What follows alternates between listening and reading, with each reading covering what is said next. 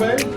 How's everything, my dude? Everything's good, all is well. All right, this is a new journey for us, man. So, we really trying to step into, I guess my man would always say, the different new stuff. We trying to step out there. This is just a part of where we going at, y'all. We got the what is it called? The multiverse or something? We got that we trying to work on. The metaverse.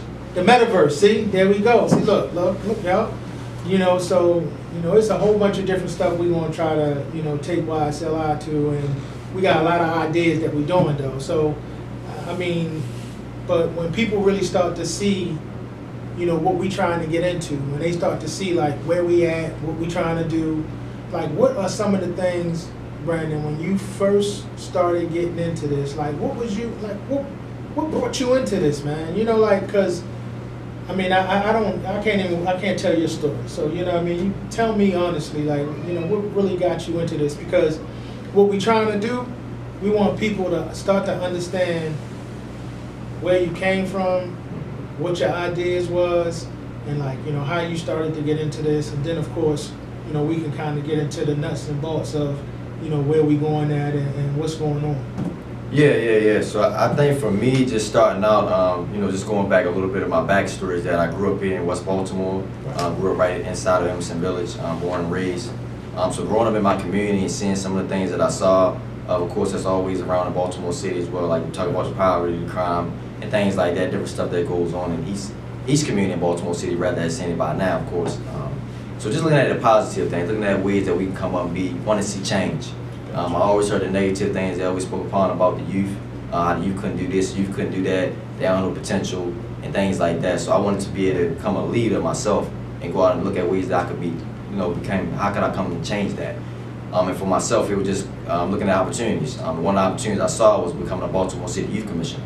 I did that back in 2018 to 2020, served for 2 years, got a chance to work at the mayor's office, right down City Hall, we live right in there, having those meetings. So, they say they never gave you a key to the table, right? You never had a seat at the table, right? Gotcha. And my job, my opportunity was that I finally got that seat at that table. Okay. So I was sitting with those elected officials that we always talk about, that we always see on the news and things like that. We always hear about, so being able to have an opportunity to speak directly to them and be a voice. Because I was not just a voice for myself, I was speaking up for other youth that weren't at that table. Speaking up for other parents that weren't at that table. Speaking up for communities that weren't at that table. And that was one of the great opportunities that I was, like I said, I had the pleasure of serving for District 8. And then they led me on to want to start my nonprofit. And of course, I know you said earlier that, telling my story, but you are part of the story. You were part of this journey, of course, because one of the ways to get me there, you sure? because I went out there and I met you. All right, let's figure that out. All right, so hit me with. So when you say I'm a part of it, like what you mean though? What does that like? What walk was that? Was that still in your regular walk, or was you still in the introduction walk of what you're trying to do? Right, so when I look at it, right, it's that I wanted to start my own organization, right? Wanted to start my own program, right? Because it actually came back from an essay that I actually wrote in college. And it was just something that one of the professors said, hey, you need an essay that's good. I was like, all right, cool, I can do that, I can knock this out. Yeah. So I did it, and it was just like, all right, but I want to really make this happen. Because then the name was catchy to me. It was like Young Successful Leaders. And it's like, I think we got to make this happen. I was like, it was my first time. It's like, I never done all this before. We don't have no entrepreneurship in my family, no business owners really in my family. So it's like, who do I really go to? You ain't got no business owners in your family? We ain't got no business owners. I'm just saying, I ain't trying to be funny. What you mean? You ain't got no business. Don't nobody cook chicken in your family? They ain't got nothing? Man, you sure? They might cook, but we ain't got no All right. We ain't got what's the Chef Gordon, I think, we got a famous guy. Yeah, there's a couple different chefs out there. We ain't got nothing. But we got some good people in the family, of course, but like, just so, like, you talking about immediate family?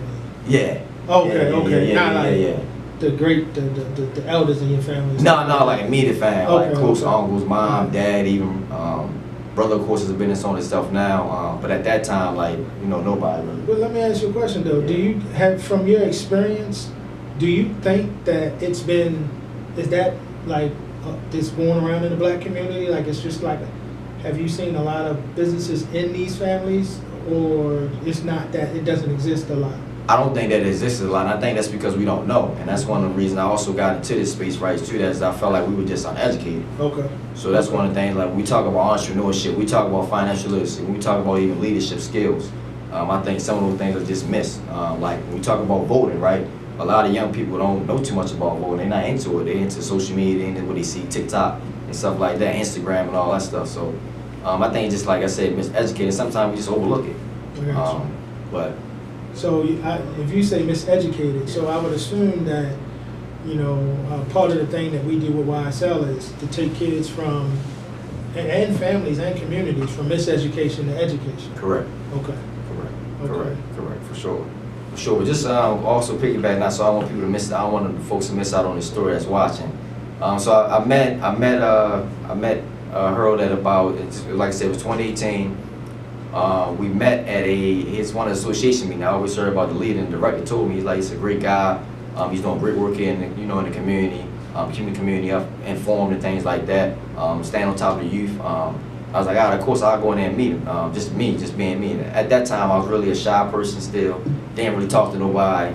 If I saw you, like I was always the person in the room that just listened. I came in the room and just listened. It was like, so you just on your walk right now. You just listening. You just taking notes, taking lessons. Yeah. You ain't doing nothing. You just trying to. You out there, but you just trying to learn. Yeah, that's right. Always trying to learn. I still continue that. That's two things I do till this day. Like I'm always willing to learn. I'm always looking at ways to grow. But definitely at that time, at that space, I just was learning. Taking all the knowledge that I could get, and I learned a lot of knowledge from you as well during that time that we met. And then we just started going from there. Business plans, SWOT reports, becoming an entrepreneur, time management, financial literacy, leadership skills, all the things and all the tools and resources that I needed.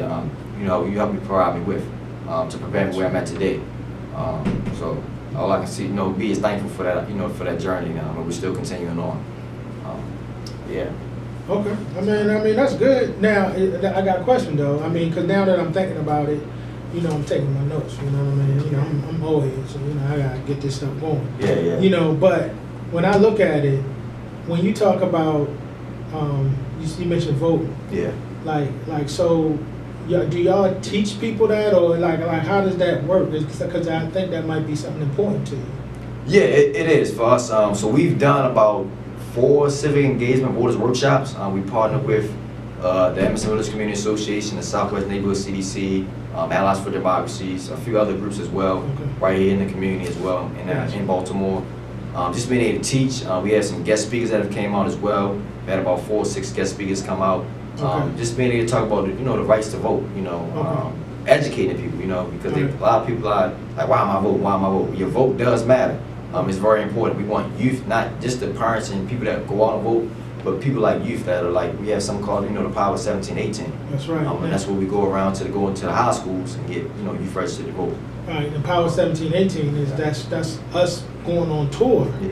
And when we going on tour, people don't know, like we going on tour in these schools and we setting up a table.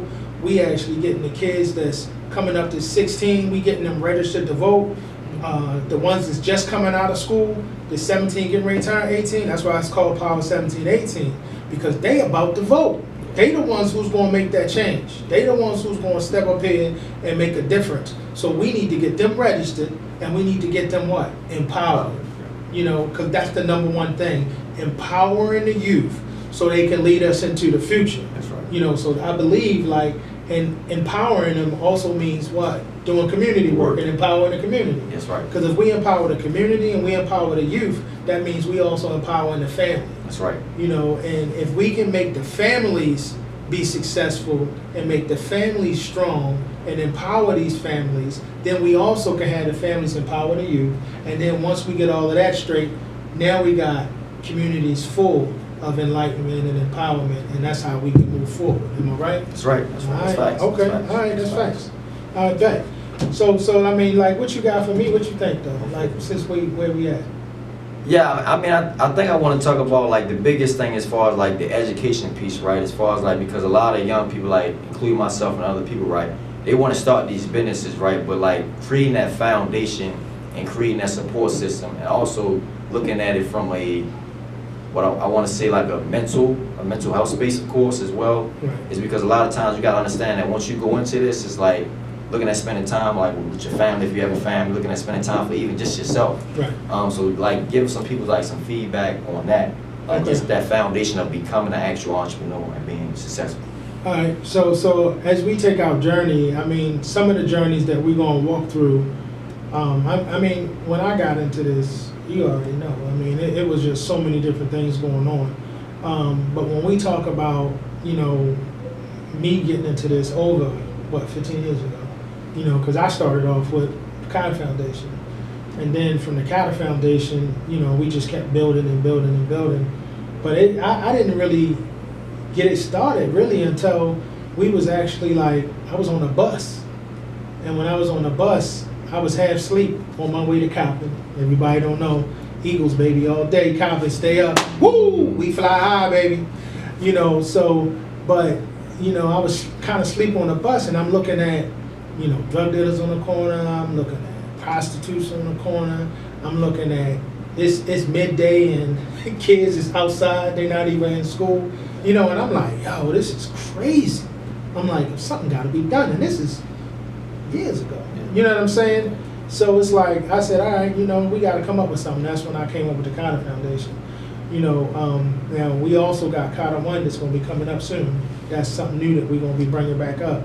But when we had the Carter Foundation, it was just an immediate start to, yo, we got to get stuff done. I started talking about, like, when I started getting into this, man, you know, I think one of the things was, I know I talked about me being on the bus and, you know, us trying to come down, but I also, you know, it was a young lady, man, and the thing was, it was like 10 o'clock at night. And since it was 10 o'clock at night, normally I tell the kids, I'm you talking about, I'm young now. You know what I'm saying? I'm in my early 20s, like maybe, I don't know, 22 years old. You know, and I'm at that point then, and I'm like, look, come on, let's walk home, let's go ahead, let's get together. You know, and I always walk the kids home, but I was tired that night. You know, I school full time, work full time, boom, you know. So the thing is, I told, she was like, no, I'm good. I'm gonna just stay here for a little bit. I was like, are you sure? And she like, yeah. I'm like, all right, bet. What I need you to do, I'm gonna follow up with you later on tomorrow. She was like, all right. Gave her a hug, went in the house, woke up the next day, and she was found murdered, man. So I took that hard, you know, and it's like, me being so young at that time, it just impacted me. You know, I was in school for nursing at the time, you know. That just changed my whole concept on what I was trying to do, you know, and I started wanting to open it up. I was like, I gotta get into business so I can empower these kids and help these families out. I can't have this no more. And, you know, like, all of this just happened. I stopped going to, like, I literally, boom. You know, my mother thought I was crazy, you know, because I went to Mount St. Joe for high school. I was, you know, biology #1, you know what I mean? That was about it. I was on biology and religion. I was #1. A's and B's and stuff. Everything else, you know, don't look at me. Yeah, I'm the T. Yeah. Don't do it. You know, but, you know, got through Mount St. Joe. But then when I got in college, I went to BCC. You know, I was going for nursing. Got out, I did those 2 years 2.5 years at the community college. Then I got to Coppin. You know, and that's when all of it all changed. You know, and I stopped going for nursing and I started going for business.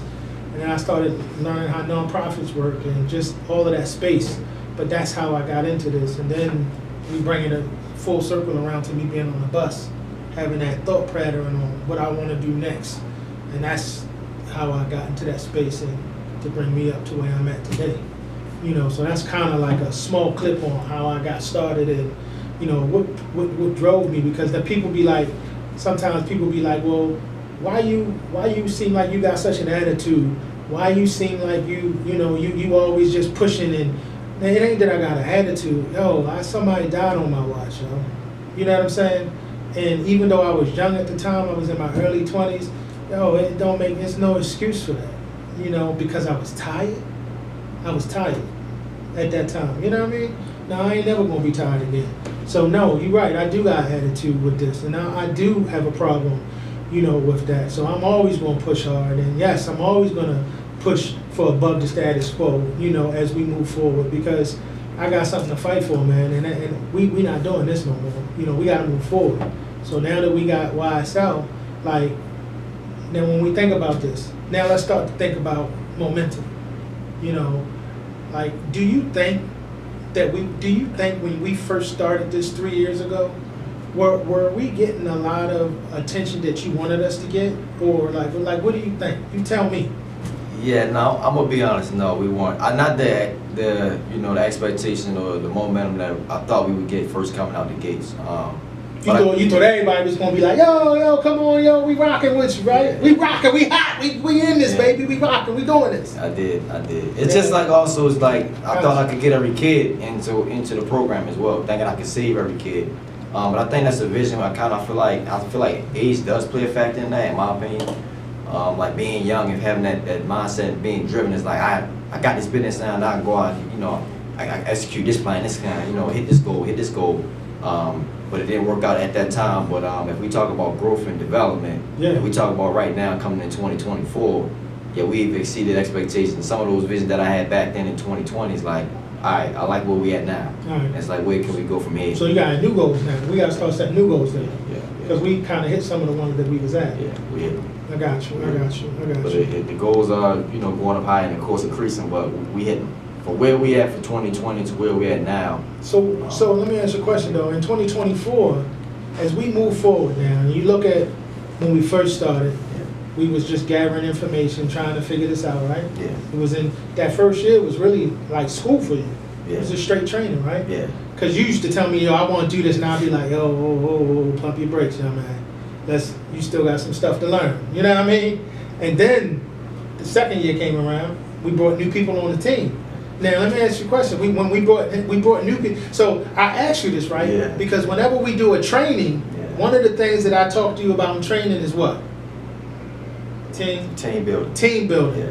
Now, why do I always get you to talk about team building? Because what? I experienced it. You experienced it at a young age. Yeah, I did. So, and I say that because team building is one of the things, everybody got to understand, team building is one of the things that we push in YSL. Yeah. We talk, that's one of our, so when we're teaching, we actually go through this and we teach that. A lot of people don't know that when we're doing YSL, we actually have a curriculum, book about that thick, and with that book being about that thick, that we have a whole process that we go through, and team building is actually in there. But when you experience that, you had a lot of things going on. You had a lot of pressures going on, and through you learning how to manage a team, you learn how to manage a team. You learn how to deal with a team in crisis. You also learn how to just strictly have strategies for team building, right? Correct. So when we did that, like, do you think that made you better at what you are now? Yeah, for sure. I mean, I think all experiences is just life, right? Like we go through things. It don't matter what age, we just always experience something new, right? And I think for me, I already kind of knew that was going to be new, new for me. Yeah. I've never ran a team like in a nonprofit. I've never been in this space running a team, operating a team at all. So everything was all new to me. So I just was open-minded to myself, like whatever we go through, however it go, we just gotta go through it. Right. I think a lot of times people can kind of get in a sense where they feel like they might want to give up in that space because it can get challenging. It do get hard. It's not an easy decision to make to get up and be like, you know what, I'm gonna continue moving on forward.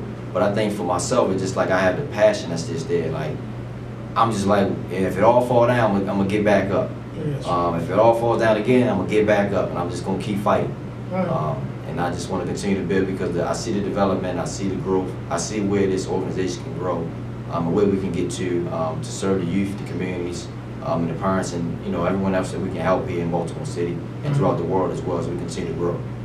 So one of the key things in YSL, I think that people have to understand, I guess, as we move forward, is that one of the things that separate us is just, our mission and our vision. We want to be able to develop, 1,000 micro entrepreneurs by the year 2030. Am I right? Correct. And we want to be able to develop and empower 1,000 youth leaders and teach them financial literacy by the year 2030. Because we want those 1,000 that we create, we want them to go out and do what? We build youth who build youth. Like that's our motto. That's what we do. We lock in. We build youth, and then that youth goes and builds other youth. And it's important for us to do that because when we look at our entrepreneurship program, you know, a lot of people when they start playing and then when they see it, they like, oh, you guys actually have a real curriculum. Yeah, we got a real curriculum. You know, we got a real financial literacy curriculum. We have a real leadership curriculum. Like it's a curriculum. It's not a joke. We just not coming in trying to say, hey, let me come into your school and let me, you know, come into your school for 9 weeks and let's see what we can do. Yeah, we can do that. But along with that, you know, we also have some outcomes and some good outputs and data that come along with that we can show them, like, look, this works. You know, bring us into your school. So let me ask you a question. If you were talking to like people that had the opportunity to bring you into the school, right? Yeah. Like, what are some of the things that you think that they can have from YSL coming into their school? Yeah, well, one of the things, I think we have a few, you know, of course, key takeaways that we have is the way, one of the things I want to say is, of course, the way that we teach our program. I feel like it's very different. Absolutely. From the perspective of just looking behind the scenes, looking at what we're doing, what we're performing. It's not no straight cookie cutter. Yeah, no. So, I think, like I said, I think it's good the way that we perform, and I think that anybody that comes and sees the program has great feedback on it. They even invite other people out to come out and see it as well. Okay. So I think when we take it to the schools, I know the schools are loving it. Like, we want to be inside those schools. We want to help more because getting inside those schools also was reach that goal that you just mentioned. So when we talk about 1,000 youth, one of the ways that we want to be able to do that is get inside those schools and teaching that to these young folks and these young people that we serve. That's what's up. So when I take a look at this, a lot of people don't know, like, when we do our financial literacy summits and we try to come into the schools, like, our stuff is different. Yeah. Like, when we, you know, we got the kids interacting. We got the kids running around. Doing stuff. You know, I'm going up and down the aisle. I'm holding stuff out there. Like, we moving. Like, it's an event. Yeah. You know what I'm saying? It's an experience. So for us to come in there and do like a financial literacy, you know, workshop or financial literacy conference in the schools, kids is getting this. They starting to wild out from this. We starting to get them to understand, you want to be a millionaire? Come rock with me. You know, you don't want to? Cool, not a problem. Ain't nothing wrong with that. But you know, this is what we trying to do. We trying to help people become wealthy. You know, and that's our empowerment. Now, the wealth that they help comes in very different ways. Some people may want to open up a business, right? Yeah. But some people may just want to be, we got something called HHE, right? That's right. What the HHE is what? That's household entrepreneur. Household entrepreneur. Household entrepreneur is somebody who wants to take a business and they're going to operate their home and their family like a business. Now that we wrapped all of that up, we talked about the HHE. I know you want to do your sign out and your outro, how we always do. But everybody got to understand one thing, man. You can reach us on Instagram, right? Yeah, IG. IG. Yep. All right. And I got to say IG. We also can hit them on Facebook, right? Yeah, Facebook. And what's that? Young Successful Leaders? Yep. Twitter. Is that still Young Successful Leaders? Young Successful Leaders, yep. And then if people need to get us, they can go to like a website and get us, right? Yes, they can. They can go to YoungSuccessfulLeadersINC.com. Once again, YoungSuccessfulLeadersINC.com. If you need to reach us by phone, you can give us a call. 410-929-8530.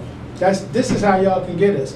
Don't think nobody, like, we're one of the organizations that you can get in contact with all the time.